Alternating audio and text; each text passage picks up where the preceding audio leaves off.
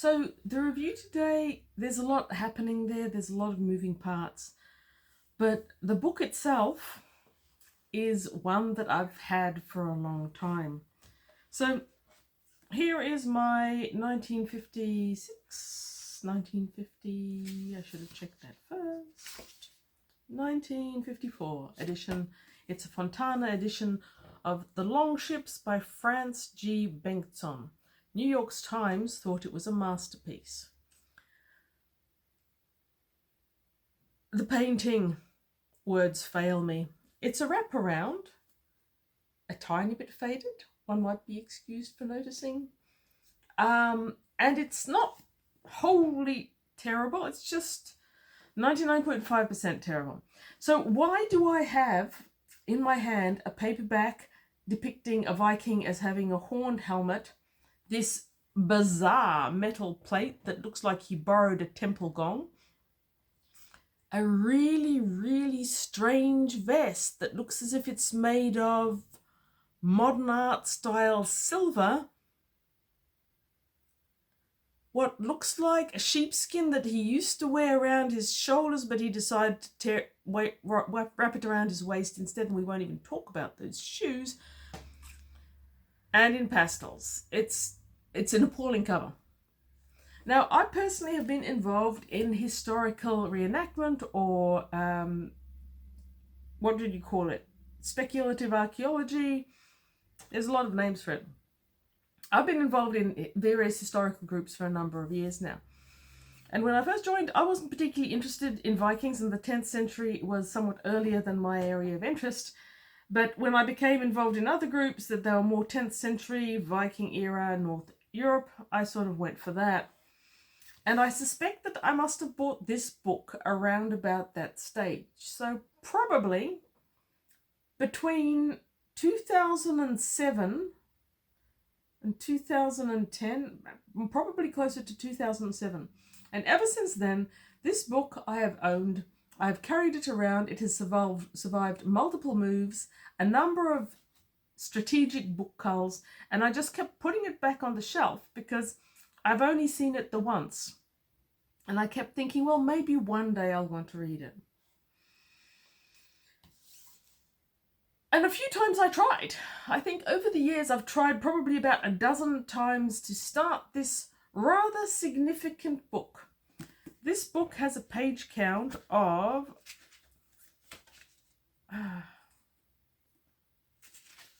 477 pages, which is less of a problem than the typescript. As with these really old books, the pages are starting to look a bit toasty brown, and the script is tiny. It's like 2-3 millimeters tall, and there's a lot of it. And I'd pick it up, and even when I thought I was in the mood for it and I could cope with the book that's the size of a small doorstop, I'd pick it up. Either the brown paper would dissuade me, or the very first page, in which you have got at least 5 names I can't pronounce and at least 3 locations that I couldn't identify. I didn't know what Scania was. I didn't know how to pronounce any of the names. I found it hard to remember the names which I couldn't pronounce, and what would happen would I'd put it back on the shelf, but I wouldn't get rid of it.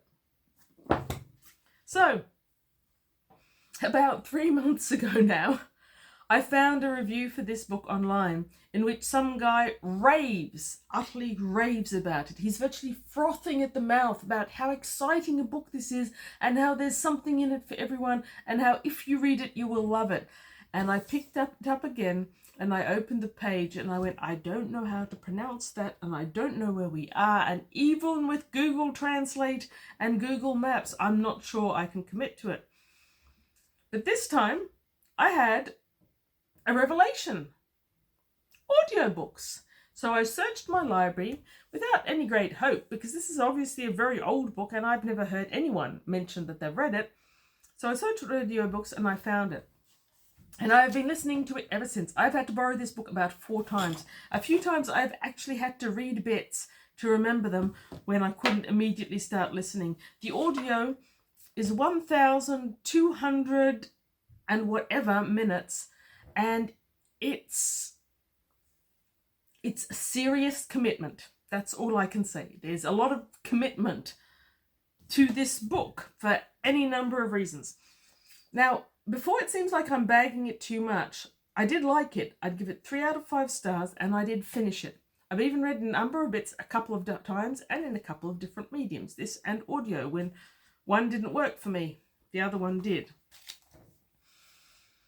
Do I agree with that reviewer that it's a marvellous book, that everyone will love it and that there's something for everyone in it? I'm not sure about that. There's some reasons why I doubt it. But anyhow, this is the edition I own, but the edition I actually listened to was a Highbridge production from 2017. The translator for that, as the translator for the actual paperback, is Michael Page, who died in 2000 and had a lot of apparently Scandinavian translations to his name. Sorry, Michael Meyer was the translator. He translated it in 1954 and he had a lot of publications to his name. This book was published twice in 1941 and 1945. My narration was narrated by Michael Page. And this book was originally published in Swedish as Red Orm, or rather Red Orm, and a whole heap of other stuff that I can't pronounce in Swedish. But it started out as a couple of different books. So first of all, the author, Frans G Bengtsson, it sounds like a really, really interesting guy. He was born in 1894 and he was raised in Sweden. He wrote this book in Swedish. His early writings included a doctoral thesis on Chaucer and a whole heap of poetry and translation. He did translations for Paradise Lost. He sounds like a really, really fascinating guy. In 1941, he published the first Red Orm book, which was Red Orm at Home and on the Western Way. And then later on, he published another one, Red Orm at Home and on the Eastern Way. So that book was actually 2 books, each of which I believe contained 2 sections. So, well, I can see why in translation you'd turn it into one book. It struggles a bit. So you've got 4 parts. Part 1 is The Long Voyage. Part 2 is in King Ethelred's kingdom. Part 3 is in the Border Country. And Part 4 is the Bulgar Gold. There is a lot of exciting stuff in it. It's based in the 10th century. And Orm himself and multiple journeys. And it takes the reader in lots of different ways. So we start off in Scania, which I have since learned is a Swedish, southern part of Sweden. But it takes us all over. It takes into the Viking Age Europe. It takes us into Andalusia under Al-Mansur ibn Abi Amir, Denmark under Harald Bluetooth.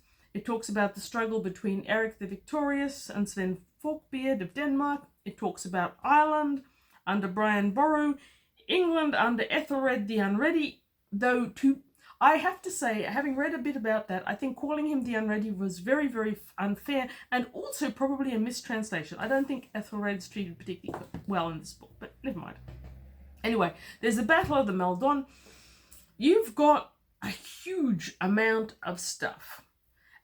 And honestly, if Frans Bengtsson was writing a book like this in the 2000s, I think you'd probably be looking at a 12-volume series to fit all this amazing detail in. Now,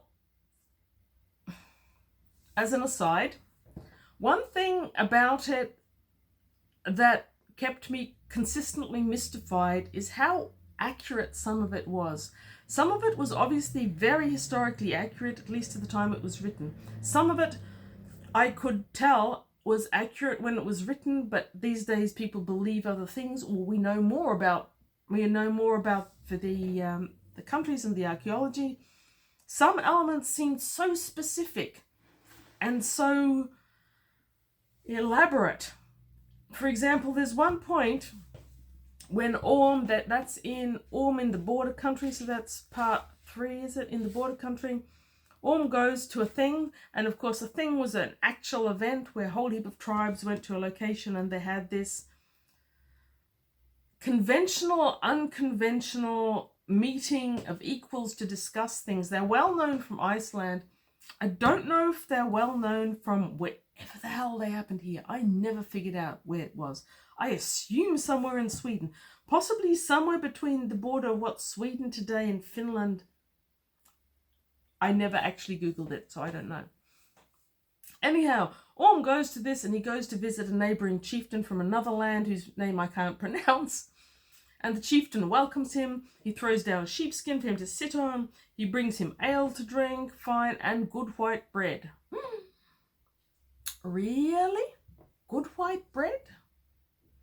What we in the 2000s or they in the 40s and 50s knew of as good white bread means wheat bread that's gone through a bleaching process and a dehusking process. And I feel like I am approximately 95% certain that no such processes were around in the 10th century. I think they're modern processes. All the finds of bread from the 10th century, from Birka, for example, aren't wheaten. They tend to have dozens and dozens of different grains in them, but they're certainly not white wheaten bread. So time after time, I'd have these fascinating sequences that they're atmospheric, easy to picture, and then they'd throw in this curveball at me where I'm going, I don't think I can. I'd love to know how he came up with it, but I don't feel that he used history for it. But sometimes he did. And 1,200 odd minutes of it, there's a lot of all of them. Anyway, historical accuracy aside, the cover, absolutely not. The audio cover is shinier. It looks as if it might have been made by AI, but definitely digitally. Unfortunately, it still contains a horned helmet, but in other respects, at least the fur is in the right place around the shoulders, not around the waist, whatever. Historical accuracy, I don't know. But there are things in there that are very much historically accurate. Gotland and its position in the community. You've got trips down to England, and a lot of the Viking affairs in England in the 10th century are consistent with everything else I've read about the era. Ireland I know less about, but it doesn't feature that heavily. The trip to retrieve the Bulgar gold is fascinating in its details, that it's an area that has been written about a lot by people who are into Viking and Byzantine history. And there's a lot of really good fictionalized versions. I've never heard the Perchaks described in that way. I've never heard most of this described in this way. So it is quite unique and quite fascinating in this regard. Is it exciting and exciting to read? No, it isn't. It is not exciting to read for me, and I think for most people. And the reason for that is that, well, it's an enjoyable read and it's a very long one. Its narration by Michael Page has good points and bad points. The good points are that Michael Page has a sonorous, well-developed voice, and he's got what I believe might be a Swedish accent, so it sounds of the era. But he also talks with great deliberation, consistently enunciating words very, very accurately and with emphasis. He is also not great at accents. He's got one or two, but his old man voice and his woman voice are identical. He's actually pretty good with voices in the way he uses them. He doesn't use voices unless he's got two people talking who it would be difficult to tell apart unless he did do a voice. But the voice itself,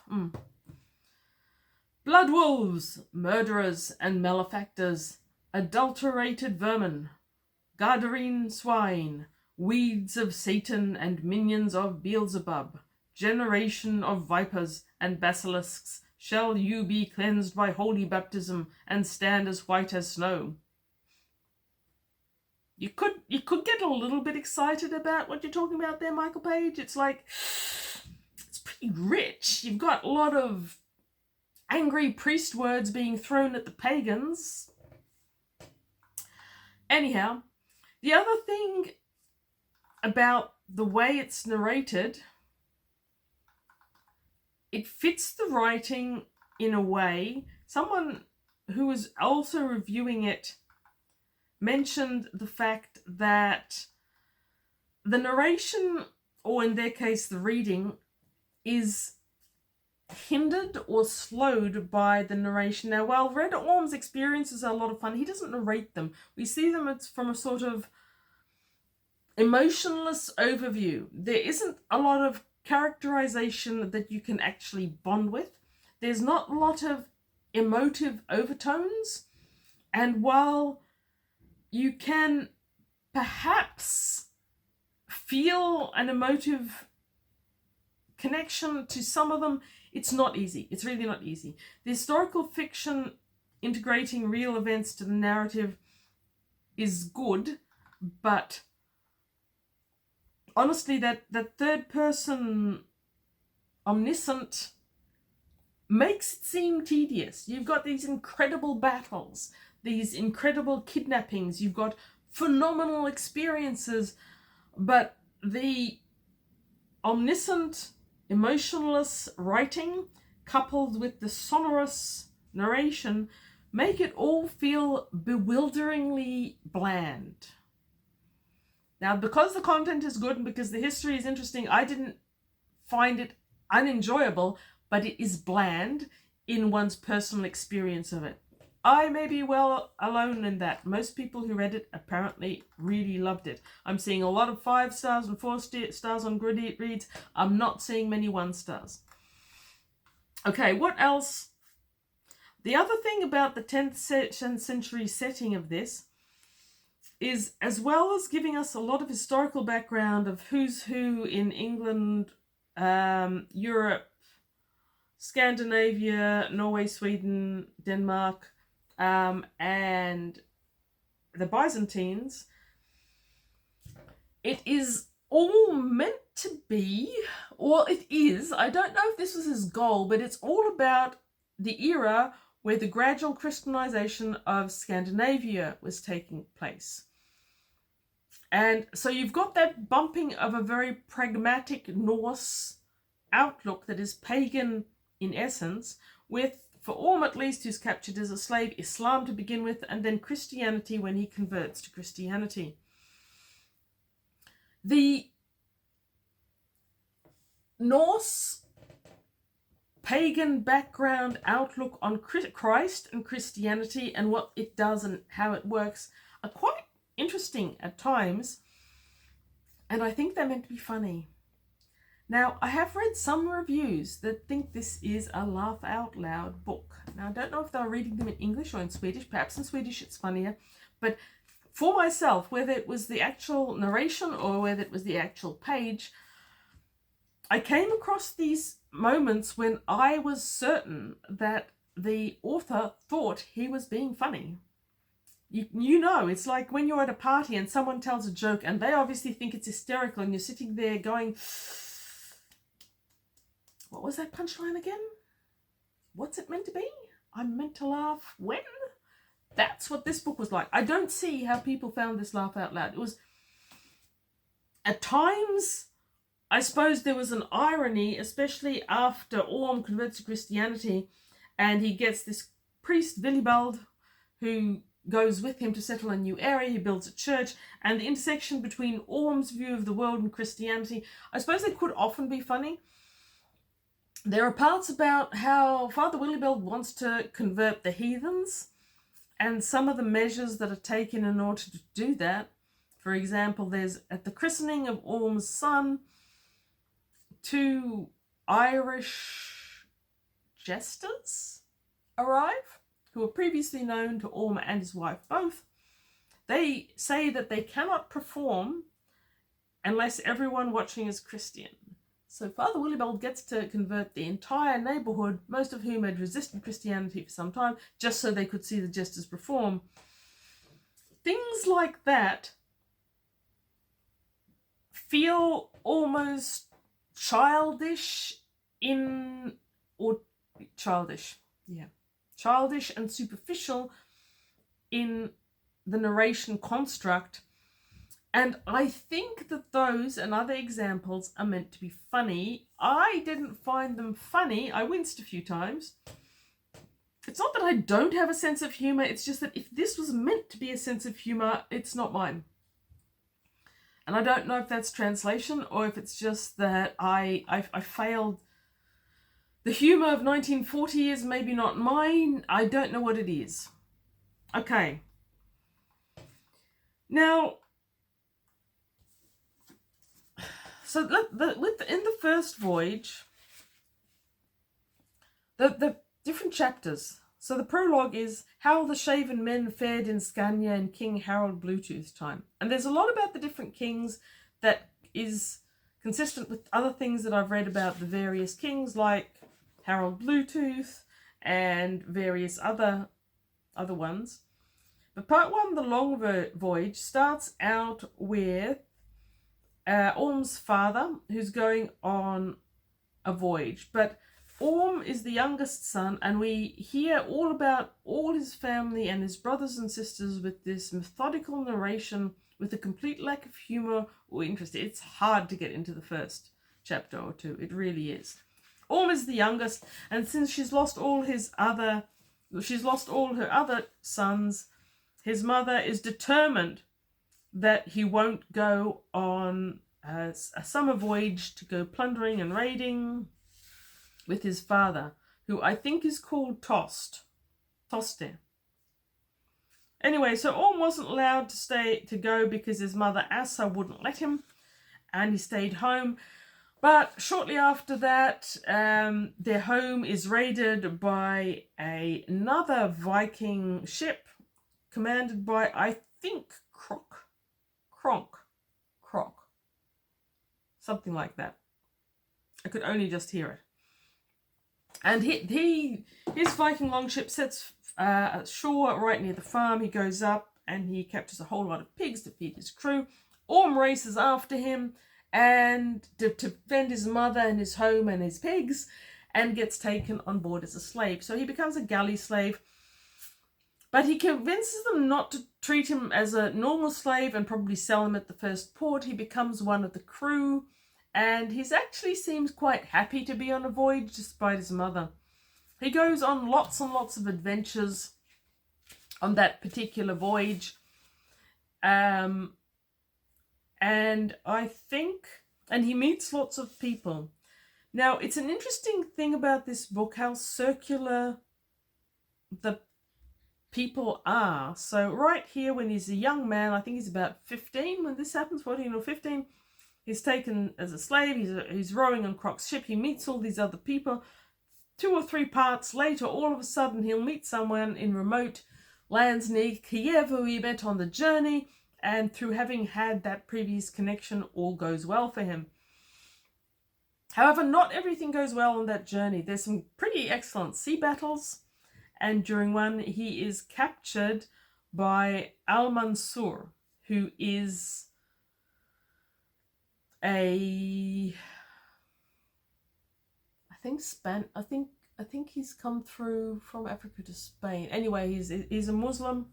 At this point, that's not a big problem for Orm. Orm is still pagan, and he just basically prays to whoever someone tells him to pray. Orm can come across as incredibly pragmatic, matter-of-fact, and unimaginative, or he can come across as dull. And there's times when I felt both things about him. He quite frequently was just this vehicle for the story to follow around and show us lots of amazing things like battles and the Seraglio in Al-Mansur's court and all this other stuff. But by the end of part 4, I have to admit I didn't mind Orm. The pragmatism that he shows actually makes him a reasonably pleasant character a pleasant and unhasty character to follow around. So anyway, in part 1, at some point he ends up in King Harold's court, and he meets King Harold's daughter Ilsa, is greatly taken with her, eventually comes back to his home. But then he goes off on another voyage to King Ethelred's kingdom. And I can't remember exactly how that came about. That might have been in one of the gaps when my subscription had run out and I had to get it again. Was reading for a little bit, was listening for a while. It all wasn't a seamless process by any means. It's such a long process. Even longer than this review is going to be. Now, somewhere around part 2, Orm goes raiding to England, and I don't remember how that happened. The parts of that, some of the actual stories are fine, but I don't remember exactly how it happened. And he eventually comes across Ilsa, who you met in the previous part. She's as taken with him as he is with her, by the way, and she's resisted all attempts to marry her off. She has become a Christian. Orm then meets Father Willibald and also becomes a Christian, and they head off home. On the way to heading back home, however, they have to stop by the location where King Harold's court used to be. Now, Harold's now dead, but his son Sven has taken over, who is Elsa's brother, but he's one of the bad guys.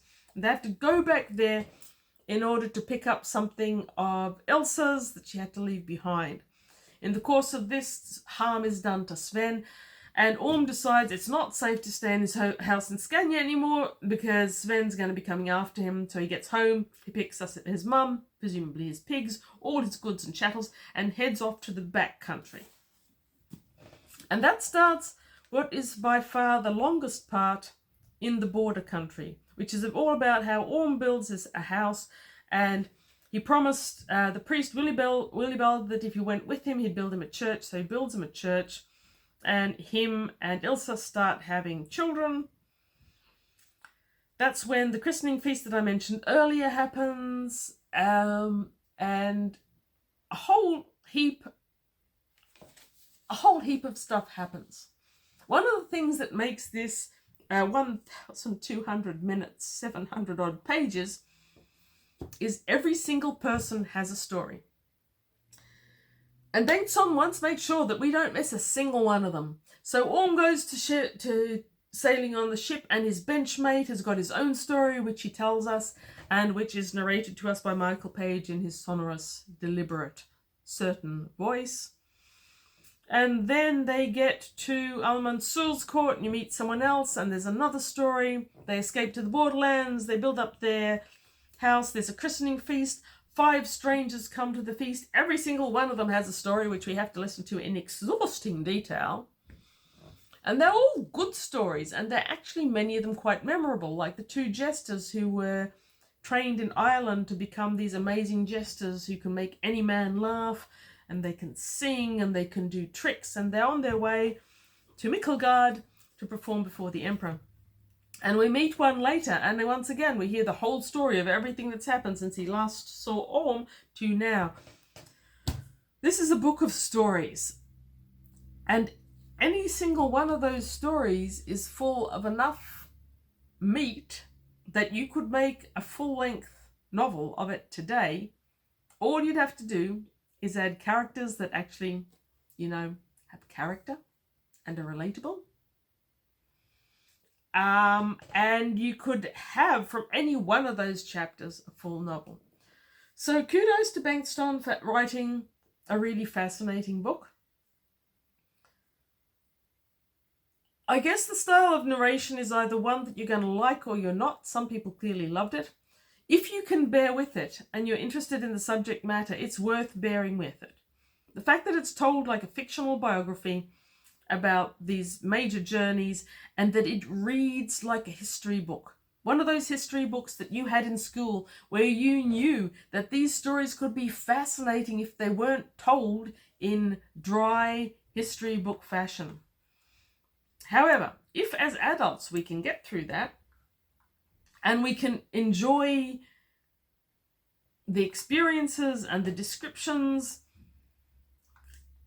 then I think this is very much a book that can be enjoyed by anyone who's into 10th century Viking mythology. This is actually, for all the fact that I'm sure that parts of the historical details aren't 100% correct, I've got to say that overall this feels more like an accurate historical novel than actual historical description than many other novels that have gone to greater lengths to make them relatable and contemporary.